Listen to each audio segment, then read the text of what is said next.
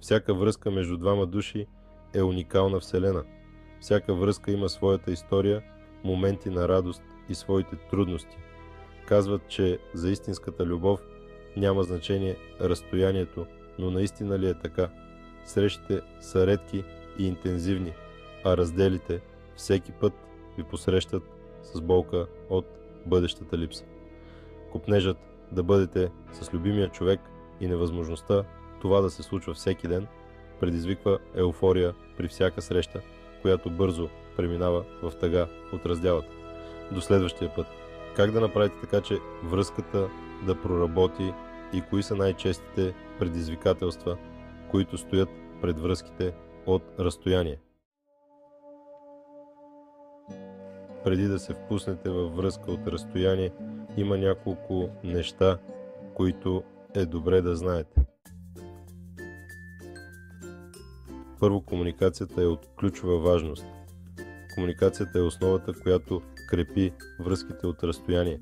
Споделянето на мисли, емоции, факти от ежедневието създава интимност и усещането, че там някъде има някой за теб, който ще те изслуша, чуе, види твоя съкровен вътрешен свят. Второ, развихрете въображението си. Комуникацията създава прекрасна интимност, но как да поддържаме страстта до следващата среща?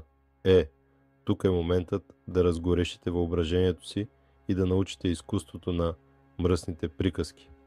Мръсните приказки също така ни позволяват да разголим една много съкровена част от себе си, менталната си сексуалност и да разберем какво възбужда другия, как да му доставим удоволствие, как да играем с него и да поддържаме страстта в дългосрочен план. Трето, планирайте срещи.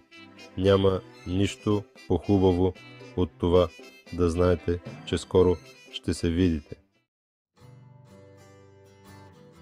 И изпращайте си малки подаръчета, писма, правете си изненади. Покажете на половинката си, че мислите за нея. Четвърто, споразумявайте се. Всяка връзка и особено връзките от разстояние се нуждаят от ясни споразумения, които ще дефинират фините граници на двойката. Споразуменията включват изясняване на нуждите, очакванията, желанията на всеки един от партньорите. Общо взето, това е договор как да се случват нещата в двойката. Например, колко често ще се чувате по телефона, колко често ще се виждате, кой кога ще пътува, за да гостува при другия. Споразуменията трябва да включват теми като честност, лоялност, моногамност и така нататък.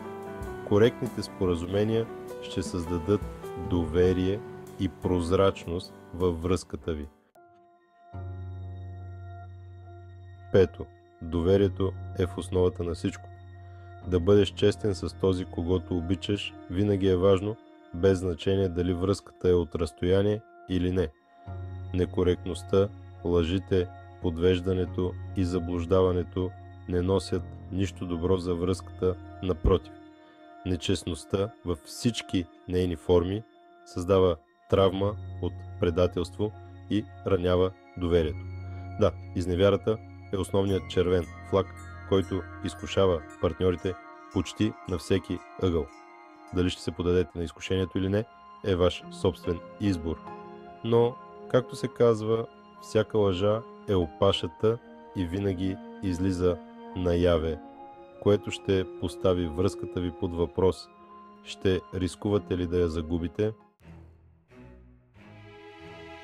И накрая, запазете позитивна нагласа. Връзките от разстояние могат да бъдат предизвикателство, но с правилния подход ще се справите. Ако видеото ви допада, абонирайте се за още, харесайте и споделете.